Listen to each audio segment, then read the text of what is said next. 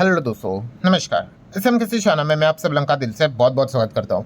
दोस्तों, आपको याद होगा 2-3 दिन पहले हम लोगों ने एक बहुत एक इंपॉर्टेंट वीडियो यहाँ पे कवर किया था कि जो बड़े उद्योगपति होते हैं, ठीक है, वो जहाँ पे पैसा लगा रहे हैं वो पर्टिकुलर सेक्टर, वो पर्टिकुलर बिजनेस काफ़ी अच्छा करेगा, क्योंकि उनकी जो इन्वेस्टमेंट होती है काफ़ी हैवी होती है और उनको सरकार से रिलेटेड भी काफ़ी अच्छा सपोर्ट होता है, क्योंकि उनको पता है कि सरकार की पॉलिसियाँ क्या होने वाली है। जो भी ये सेक्टर्स में पैसा लगाते हैं वहाँ पे सरकार की पॉलिसियाँ अच्छी ही रहेंगी और इनका बिजनेस भी अच्छा ग्रो करेगा। उसी से रिलेटेड मैंने वीडियो बनाया था, काफ़ी लोगों को वीडियो अच्छा भी लगा।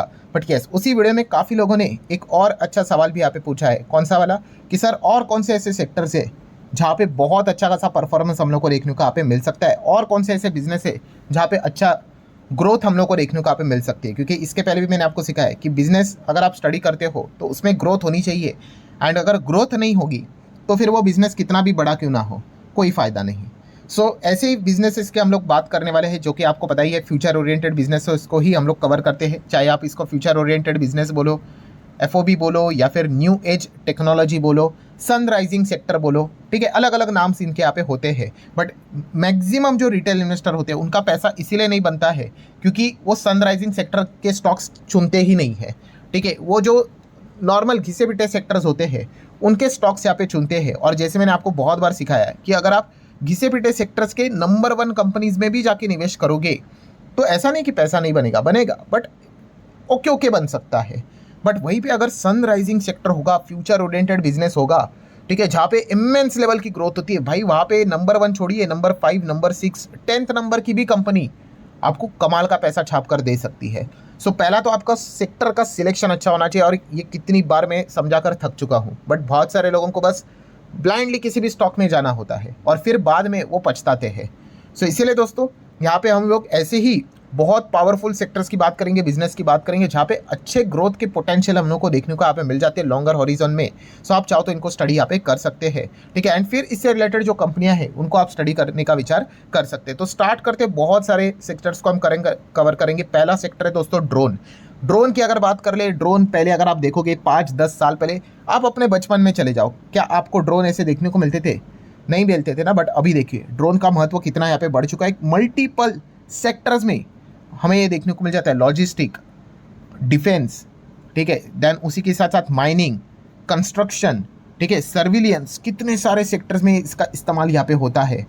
ज़रूर इनफैक्ट गेमिंग की भी अगर हम लोग बात कर ले, एंटरटेनमेंट की बात कर ले, एंटरटेनमेंट मतलब आईपीएल में देखा था ना, वो लाइटिंग बीटिंग करते हैं, ड्रोन शोज देखने को मिल जाते हैं। इसी से ही हम लोग को, मतलब आप समझो कि इसका महत्व कितना है। जब तक आप इन चीज़ों को मतलब सीरियसली कंसिडर नहीं करोगे ना, तो पैसा बनना काफ़ी मुश्किल हो जाता है। तो ड्रोन सेक्टर हम लोग तो इसको पहले ही कवर यहाँ पे किया था।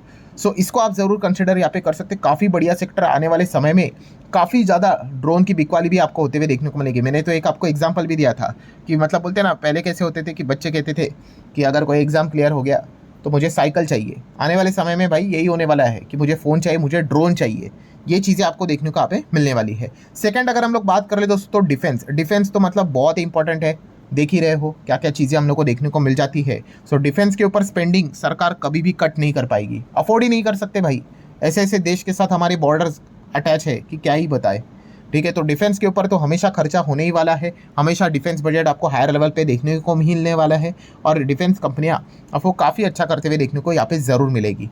डिफेंस सेक्टर एवरग्रीन सेक्टर है दोस्तों। जब तक हमारा डिफेंस बजट काफ़ी एकदम हायर लेवल का नहीं पहुँच जाता, तब तक तो मतलब दिल्ली काफ़ी दूर है, ठीक है। अभी की अगर बात कर ले, डिफेंस बजट हमारा कुछ भी नहीं है, मतलब ये मेरा पर्सनल ओपिनियन है। एटलीस्ट हमारा 3 डिजिट में डिफेंस बजट होना चाहिए। मैं बिलियन डॉलर के टर्म्स में बात कर रहा हूँ। 70-80 बिलियन डॉलर भी नहीं है, मतलब 70-75 के आसपास है। 100 बिलियन डॉलर का होना चाहिए भाई, कम से कम, ठीक है। लेट्स सी इस वक्त बजट में कितना होता है, बट येस, इसको ज़रूर स्टडी करना है। तीसरा सेक्टर की बात करें दोस्तों, रेलवे सेक्टर, ठीक है। रेलवे सेक्टर भाई, कितना कुछ काम होना बाकी है हमारे देश में, ठीक है। अगर आप देखोगे ऐसे कितने सारी जगह है हमारे देश में, अभी तक वहाँ पे रेलवे पहुँची ही नहीं है। अभी हाल ही में हम लोगों ने देखा था, इसी साल एक पर्टिकुलर ऐसी जगह थी जहाँ पे रेलवे लाइफ में पहली बार पहुँच गया। मतलब आज़ादी के बाद आप अंदाज़ा लगा रहे हो, यहाँ पे इस प्रकार का काम होना यहाँ पे बाकी है। प्रॉब्लम क्या होता है, हम यहाँ पे चाहते कि हमने निवेश किया, तुरंत रिटर्न बने। जिन्होंने रेलवे में बहुत पहले निवेश करके रखा था, तब तो स्टॉक 10, 12, 15, 20 रुपये, 25 पे मिलते थे। बाद में क्या हो गया, रैली आ गई, वो रैली मिस हो गई, तो फिर उन्होंने हायर लेवल पे खरीद लिया। अब वो चाहते हैं कि जिनके रिटर्न्स बने थे 100, 200, 300, 400, 500, 600, हमें भी रिटर्न्स मिले, बट हम 2-3 साल होल्ड नहीं करेंगे, हमें चाहिए तुरंत पैसा। तो वो मार्केट वैसे लोगों को कभी पैसा नहीं देता है। मार्केट को पता है कि किन लोगों को पैसा देना है। मार्केट का रूल है भाई, 90% लोग पैसा खोएंगे ही और 10% ही कमाएंगे। वो 10% वो सारे टॉर्चर विर्चर बोरिंग सिनेरियो से यहाँ पे गुजरते हैं और फिर उनका पैसा बनता है। सो जिनका लॉजिक क्लियर होता है उनको पता है कि चीज़ें कैसे ग्रो होने वाली है। जिनको हड़बड़ाहट जल्दबाजी होती है वो हमेशा, आपको पता है, जल्दबाजी में ही गलती होती है। ठीक है, तो ज़रूर रेलवे सेक्टर को आप कंसिडर यहाँ पे कर सकते हैं। अप्स एंड डाउन्स भाई वो तो मार्केट का पार्ट है, उसको आप इग्नोर नहीं कर सकते। पॉइंट नंबर 4 है दोस्तों, सेमीकंडक्टर का सेक्टर। यस, सेमीकंडक्टर चिप्स की बात कर ले, ये तो हार्ट ही है टेक्नोलॉजी की। अगर बात करें हर जगह पे आपको सेमीकंडक्टर देखने को मिल जाता है, सो इसको तो हम लोग इग्नोर यहाँ पे नहीं कर सकते। हाँ, जिस लेवल का काम हमारे इधर होना चाहिए चिप को लेकर, जो विदेश में होता है, अभी भी हम काफ़ी कोसों दूर है, बट चलिए कोशिश तो चल रही है। सो आप सेमीकंडक्टर उससे रिलेटेड लिंक बिजनेस को स्टडी कर सकते हैं। पॉइंट नंबर 5 की अगर बात करें दोस्तों, तो इलेक्ट्रिक व्हीकल, कोई डाउट नहीं दोस्तों, ईवी ये एक इमर्जिंग सेक्टर है। सरकार की पॉलिसियाँ क्लियर कट यहाँ पे हो चुकी है कि ईवी को ही वो आगे ग्रो यहाँ पे करवाएंगे। ठीक है, सरकार का टारगेट था 2030 तक 30% ईवी यहाँ पे लाने का, जो कि प्रैक्टिकली थोड़ा मुश्किल ही लग रहा है। अभी भी स्टिल मतलब बहुत सारा टाइम अभी भी यहाँ पे बाकी है, बट देख लेते हैं। ईवी खरीदने वालों को काफ़ी कुछ बेनिफिट्स यहाँ पे मिलते हैं। लोन से रिलेटेड देखा गया, अगर बिजनेस से रिलेटेड है तो डेप्रिसिएशन में आपको काफ़ी बेनिफिट्स यहाँ पे मिलते हैं, जिससे आपका टैक्स कम होता है।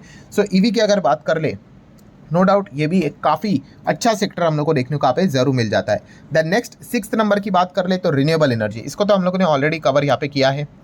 अदानी अंबानी भी इतने भयंकर लेवल पे यहाँ पे निवेश करके बैठे हुए हैं, जो कि आप सभी लोगों को पता ही है कि ये एक ऐसा सेक्टर है जहाँ पे ये आगे जाके मतलब ज़रूरत भी बनने वाली है, नीड बनने वाली है भाई। ठीक है, तो रिन्यूएबल एनर्जी ज़रूर इसको भी आप कंसिडर कर सकते हो। काफ़ी सारे मल्टीबैगर्स हम लोग को रिन्यूएबल एनर्जी से ऑलरेडी निकलते हुए देखने को मिल चुका है, ये भी ऑलरेडी मैंने आप लोगों को एडवांस में बताया था। पॉइंट नंबर 7 की अगर हम लोग बात कर ले दोस्तों, तो वो है capital market, stock market related sector. ठीक है, स्टॉक मार्केट में अभी भी बहुत सारे लोग आना यहाँ पे बाकी है। मतलब म्यूचुअल फंड की अगर हम लोग बात कर ले, देन डिपॉजिटरीज की अगर हम लोग बात कर ले, ठीक है, जितने लोग शेयर मार्केट में यहाँ पे आएंगे उतना ही ज़्यादा इन सेक्टर्स में हम लोग को अच्छी और अच्छी ग्रोथ देखने को यहाँ पे मिलेगी। सिमिलर वे पॉइंट नंबर 8 की अगर बात कर ले तो कमोडिटी मार्केट, यस दोस्तों, कमोडिटीज़ की भी अगर हम लोग बात कर ले तो यहाँ पे भी हम लोग को काफ़ी अच्छा खासा जंप ग्रोथ देखने को यहाँ पे मिल रहा है। ठीक है, ये ऐसे सेक्टर है जिसमें अब रिटेल पार्टिसिपेशन भी काफ़ी बढ़ते हुए देखने को मिला है। तो इससे रिलेटेड जो लिंक वाली जो कंपनियां होती है उनको ज़रूर आप स्टडी यहाँ पे कर सकते हो। नेक्स्ट अगर हम लोग बात करें दोस्तों, तो पॉइंट नंबर 9 किसके लिए है? Airline sector. यस दोस्तों, एयरलाइन तो भाई मतलब आप लिटरली कह सकते हो ज़बरदस्त तरीके से ग्रो होने वाला है, इसमें कोई शक की गुंजाइश यहाँ पे है ही नहीं। ठीक है, क्योंकि जितना ज़्यादा यहाँ पे लोगों का पर कैपिटा इनकम यहाँ पे बढ़ेगा, ठीक है, आगे आगे जाके हम यहाँ पे देखेंगे कि लोग ट्रैवलिंग जो यहाँ पे करेंगे, हवाई जहाज से यहाँ पे ज़्यादा से ज़्यादा ट्रैवलिंग यहाँ पे करेंगे। ठीक है, आप ज़रूर कह सकते हैं एयरलाइन सेक्टर काफ़ी अच्छा यहाँ पे कर सकता है। बीच में हम लोगों ने देखा भी था कि बहुत सारा डेटा भी निकल कर आया था कि मतलब एंड एयरलाइन में भी अगर देखोगे तो एयरपोर्ट में भी अदानी ग्रुप भी कितने हेवी लेवल का इन्वेस्टमेंट कर रहे हैं। क्यों? क्योंकि उनको भी पता है कि आने वाले समय में ज़बरदस्त ग्रोथ देखने को यहाँ पे मिलने वाली है, because we are right now developing country, हमें डेवलप यहाँ पे होना है, जो कि इतना सिंपल तो है नहीं। 2047 का टारगेट रखा है। ठीक है, होगा नहीं होगा वो तो बाद में ही पता यहाँ पे चलेगा, बट ऐसे सिचुएशन में इस प्रकार के सेगमेंट काफ़ी अच्छा वर्क करते हैं। देन दोस्तों 10th नंबर की अगर हम लोग यहाँ पे बात कर ले तो कि quick commerce, yes, e commerce को भी यहाँ पे उन्होंने ख़त्म ही कर दिया। आप ऐसा कह सकते हो कि एक ज़माना ऐसा था कि लोग कोई भी चीज़ मंगवाते थे, हफ्ते भर में आती थी। ठीक है, एंड आपको पता ही है जहाँ पे पेशेंस होता है वहाँ पे बिजनेस काफ़ी कम बन जाता है। सो फिलहाल आप देख सकते हैं क्विक कॉमर्स की अगर बात कर ले, 10 मिनट में आपको अभी फ़ोन भी यहाँ पे मिल जाता है। ठीक है, 10 मिनट में आपको हर एक चीज़ मिलेगी, होम अप्लायंसेस सारी चीज़ें यहाँ पे मिल जाएगी। 10 मिनट नहीं, चलो 15 मिनट तो आधा घंटा, बस इतने कम समय में ये चीज़ें लाकर छोड़ देते हैं आपके घर के अंदर कि मतलब क्या है, इससे बिजनेस काफ़ी बड़े यहाँ पे बन जाते हैं। ठीक है, तो क्विक कॉमर्स वाली कंपनियाँ काफ़ी अच्छा यहाँ पे करती है। ठीक है, इसीलिए तो रिलायंस भी क्या कर रहा है, अपने बिजनेस को भी क्विक कॉमर्स सेगमेंट में लाकर और बड़ा बनाने की कोशिश कर रहा है। देन 11th सेक्टर की अगर हम लोग यहाँ पे बात कर ले दोस्तों, तो वो है एआई। यस, आर्टिफिशियल इंटेलिजेंस की बात कर ले। खेत के साथ ये कहना पड़ रहा है कि हमारे देश में एआई, कोर एआई की बात कर ले, कोर वो इतना ज़बरदस्त अभी तक वर्क नहीं देखने को मिल रहा है। ठीक है, सपोर्टिव वर्क चलता रहता है, बट कोर एआई मतलब क्या? देखिए एनवीडिया देखिए, ठीक है, देन एएमडी की अगर बात कर ले, ठीक है, वो जो चिप वाली कंपनी होती है, मतलब एक्चुअल में उनका एआई में हम लोग को वर्क देखने को यहाँ पे मिल जाता है। वो तो फैंग वाली कंपनियाँ रहती है, उसमें से तो वो मेटा, अमेजॉन, माइक्रोसॉफ्ट कितना हेवी इन्वेस्टमेंट यहाँ पे कर रही है। पेलेंटियर की अगर बात कर ले, इस प्रकार की जो कंपनियां होती है दोस्तों, इनको एक्चुअल एआई वाली कंपनियां बोला जाता है, जो हमारे देश में इतनी है नहीं, बट स्टिल आप फोकस यहाँ पे रख सकते हो, काफ़ी कुछ स्कोप यहाँ पे बनता है। एंड पॉइंट नंबर 12 की बात कर रहे हैं दोस्तों, जो जियोपॉलिटिकली जो ड्रामा देखने को मिल गया, इससे एक बात तो पता चल गई भाई कि चाइना के ऊपर अगर आप ज़्यादा भरोसा करोगे, ठीक है, तो काफ़ी दिक्कत यहाँ पे, मतलब आप मान के चलोगे कि चाइना तो भाई एक्सपोर्ट करेगा ही, रेयर अर्थ एलिमेंट्स की बात कर रहा हूँ मैं, ठीक है, क्योंकि सभी मार्केट उन्हीं के पास है, तो पूरी तरीके से बैंड बच सकते हैं। अमेरिका जैसे कंट्री को झुका दिया उन्होंने। सो आगे जाके आपको पता है इंडिया और चाइना के रिश्ते भी काफ़ी ख़राब ही रहते हैं। अगर कुछ ऐसा हमारे साथ अगर होने लग गया तो काफ़ी दिक्कत यहाँ पे हो सकती है। तो रेयर अर्थ एलिमेंट्स को लेकर सरकार काफ़ी सीरियसली हो चुकी है। सो इस पर्टिकुलर सेक्टर के ऊपर आप ध्यान यहाँ पे रख सकते हो। सो कुल मिला के ये ऐसे सेक्टर है दोस्तों जहाँ पे आपको अच्छा स्टडी करना पड़ेगा भाई। आप शॉर्टकट लगाने की कोशिश करोगे, आपका पैसा जाएगा ही जाएगा। अगर आप कोई भी चीज़ को अगर पढ़ोगे तो काफ़ी डीप स्टडी आप लोगों ने करनी होती है। तो इन 12 सेक्टर्स को आप अच्छे से ज़रूर स्टडी यहाँ पे कर सकते हैं। एंड देखिए, फ्यूचर ओरिएंटेड सेगमेंट है तो रिस्क तो भरपूर रहेगी, इसमें कोई शक की गुंजाइश नहीं। मार्केट बोला तो भाई रिस्क आई गई, और इस स्पेस में तो और ज़्यादा रिस्क हम लोग को देखने को यहाँ पे मिल जाती है। तो इस चीज़ को आप इग्नोर करके नहीं चल सकते, तो इसको भी आप लोगों ने नोट यहाँ पे करना है। सो ठीक है दोस्तों, जितने इंपॉर्टेंट पॉइंट्स थे सारे कवर कर लिए। अब जैसे कि अगर देखा गया, हम लोग एफओबी को तो कवर करते ही है, इस वीडियो में भी आप लोगों ने देख ही लिया। बट अगर आपको एकदम ही और आगे के भी सेक्टर्स अगर चाहिए, और आगे के सेक्टर मतलब क्या, जिनका मतलब अभी तक बिजनेस आपको मार्केट में इतना कुछ भी देखने को नहीं मिल रहा है, तो उसके ऊपर भी अगर आपको वीडियो चाहिए तो जस्ट येस बोल देना कमेंट सेक्शन में, ठीक है। मैं उसके ऊपर भी वीडियो बना दूंगा, ठीक है। एक टाइम पे हम लोगों ने इसी प्रकार के वीडियोस भी कवर किए थे, जहाँ पे मैंने आपको बताया था कि ड्रोन देख लो, एआई सेमीकंडक्टर देख लो, जहाँ पे अब हर कोई बात कर रहा है, ठीक है। सो ऐसे ही सेक्टर्स भी मैं आप लोगों को बता दूंगा जहाँ पे आज कोई उनकी बात नहीं कर रहा, बट भविष्य में उनके हर कोई बात यहाँ पे करेगा, ठीक है। तो उनको भी आप स्टडी कर सकते हो, उसके ऊपर भी मैं एक वीडियो बना दूंगा। अगर जस्ट आप येस बोल दो कि ज़्यादा रिस्पॉन्स आया तो जरूर यहाँ पे बना दूंगा। सो आशा करता हूँ वीडियो हेल्पफुल लगा होगा। So that's it, thank you very much. So we will be meeting our next video, तब तक के लिए बाय बाय।